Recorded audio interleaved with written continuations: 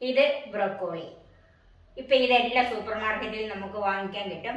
ഇതുകൊണ്ട് പലതരത്തിലുള്ള കറികളും നമ്മൾ ഉണ്ടാക്കാറുണ്ട്. എന്നാൽ ഇന്ന് ഞാൻ ഇതൊന്നുമല്ല വെക്കുന്നത്. വളരെ ഹെൽത്തിയായ ഒരു സൂപ്പ്, ബ്രോക്കോളിയും ബദാമും ചേർത്ത ഒരു സൂപ്പ്. ഹായ്, എല്ലാവർക്കും നമസ്കാരം. എല്ലാവരെയും കുക്ക് സൂപ്പിലേക്ക് സ്വാഗതം ചെയ്യുന്നു. ഈ സൂപ്പ് എങ്ങനെയാണ് ഉണ്ടാക്കുന്നതെന്നും ഇതിനെന്തൊക്കെ വേണമെന്നും കാണാൻ നമുക്ക് നേരെ വീഡിയോയിലേക്ക് പോകാം. ഞാൻ ഈ സൂപ്പ് ഉണ്ടാക്കാൻ എടുത്തിരിക്കുന്നത് ഏകദേശം ഒരു 250 ഗ്രാമോളം വരുന്ന ഒരു ബ്രൊക്കോളിയാണ്. ഇത് ഉപ്പും മഞ്ഞൾപ്പൊടിയും ചേർത്ത് ചെറു ചൂടുവെള്ളത്തിൽ ഏകദേശം 1 മണിക്കൂറോളം മുക്കി വെച്ച് കഴിഞ്ഞ് 4-5 പ്രാവശ്യം കഴുകിയെടുത്താണ്. നമ്മൾ കോളിഫ്ലവർ ചെയ്യുന്നത് പോലെ തന്നെ ഇത് ചെറു ചൂടുവെള്ളത്തിൽ മുക്കി വെക്കണം. പിന്നെ അതിൻ്റെ കൂടെ ഒരു 2 പിടി ബദാം, അത് ഞാൻ തൊലി കളഞ്ഞ് വെച്ചിരിക്കുന്നതാണ്. കുറച്ച് ഫ്രഷ് ക്രീം, ഇത് ഡെക്കറേറ്റ് ചെയ്യാനാണ്. ഇനി ഫ്രഷ് ക്രീം ഇല്ലെങ്കിൽ നല്ല കട്ടിയുള്ള തേങ്ങാപ്പാൽ ഒഴിച്ചാൽ മതി. ഇല്ലെങ്കിൽ ഇതൊന്നും വേണമെന്നില്ല. ഇതൊന്നും ഇല്ലെങ്കിലും ഈ സൂപ്പ് വളരെ ടേസ്റ്റിയാണ്. ഒരു 1.5 ടീസ്പൂൺ ബട്ടർ, കുറച്ച് കുരുമുളക് പൊടി, ഇതൊക്കെ നമ്മുടെ എരിവിനനുസരിച്ചാണ് കുരുമുളക് പൊടി. ഇത് ഒരു വെളുത്തുള്ളി, വലുതായതുകൊണ്ട് ഒരു വെളുത്തുള്ളി, ഉപ്പ്, വെള്ളം. പിന്നെ മേൽ ഗാർണിഷ് ചെയ്യാനായിട്ട് ഞാൻ 4-5 ബദാം എടുത്തിട്ടുണ്ട്. വെളുത്തുള്ളി ഇതുപോലെ നീളത്തിൽ അരിഞ്ഞ് വെച്ചിട്ടുണ്ട്. നമുക്കൊന്ന് വേവിച്ചെടുക്കാം. അതിനൊരു പാത്രത്തിലേക്ക് മാറ്റാം. ബ്രൊക്കോളിയും അതിൻ്റെ തണ്ടും മാത്രം ഇട്ടാൽ മതി. ഇതിലേക്ക് കുറച്ച് വെള്ളം ഒഴിക്കാം. ഇതൊരു 1/4 ഭാഗം വെന്താൽ മതി. അതായത് മുഴുവനും ഇങ്ങനെ പഞ്ഞു പോലെ വേകണ്ട. ഇതിലേക്ക് ഒരല്പം ഉപ്പ് ചേർക്കാം. ഇനി ഇത് അടച്ചു വെച്ച് വേവിച്ചെടുക്കാം. ബ്രൊക്കോളി വേകുന്ന സമയത്തിന് നമുക്ക് വെളുത്തുള്ളി ഒന്ന് വഴറ്റിയെടുക്കണം. അതിന് ഒരു 1/4 ടീസ്പൂൺ ബട്ടർ ചേർക്കാം. ബട്ടർ നന്നായിട്ട് മെൽറ്റ് ആയിട്ടുണ്ട്. അരിഞ്ഞു വെച്ചിരിക്കുന്ന വെളുത്തുള്ളി അതിലേക്ക് ചേർക്കാം.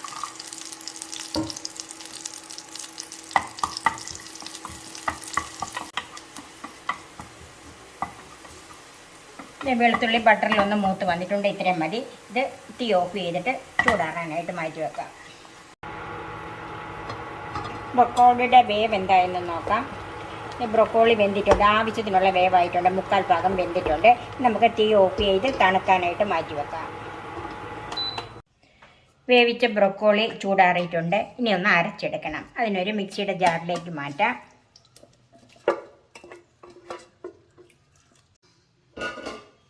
ആ വെള്ളത്തോടു കൂടി തന്നെയാണ് ഒഴിച്ചിരിക്കുന്നത്. അതിൻ്റെ കൂടെ ബദാമും ഇവിടെ വഴറ്റി വെച്ചിരിക്കുന്ന വെളുത്തുള്ളി ഉണ്ടല്ലോ, അതും കൂടെ ചേർക്കണം.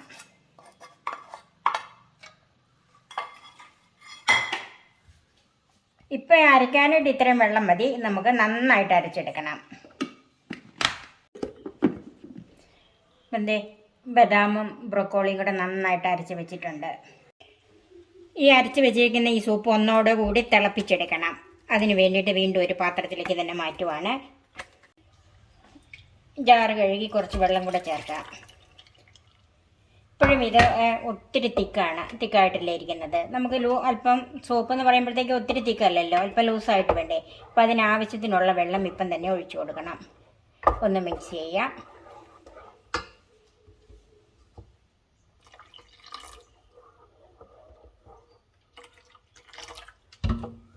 നന്നായിട്ട് മിക്സ് ചെയ്യണം.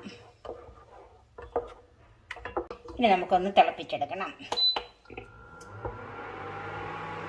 അടി പിടിക്കരുത്, ഇളക്കിക്കൊണ്ടിരിക്കണം. വേവിച്ച വെള്ളം കൂടാതെ 2 കപ്പ് വെള്ളം ഇതിൻ്റെ അകത്ത് ചേർത്തിട്ടുണ്ട്. ഇപ്പം നല്ലവണ്ണം ചൂടായിട്ടുണ്ട്. ഇതിലേക്ക് ബാക്കിയിരിക്കുന്ന ബട്ടർ ചേർക്കാം.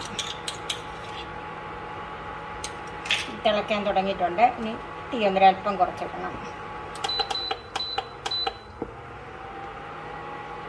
ഇതിൻ്റെ ഉപ്പ് നോക്കണം. ഒത്തിരി ഉപ്പ് ഇല്ലെങ്കിൽ ഒരല്പം ഉപ്പ് ഇതിന് വേണം. ഉപ്പ് തീരെ കുറവാണ്. വേവിച്ചപ്പോൾ ഇട്ടത് മാത്രമേ ഉള്ളല്ലോ.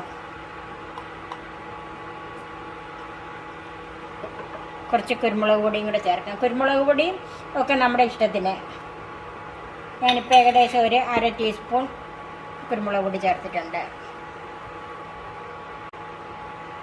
അപ്പം നന്നായിട്ട് തിളച്ചിട്ടുണ്ട്. ഇനി നമുക്ക് തീ ഓഫ് ചെയ്യാം. ഇത് കുറുകാനൊന്നും നോക്കിയിരിക്കണ്ട.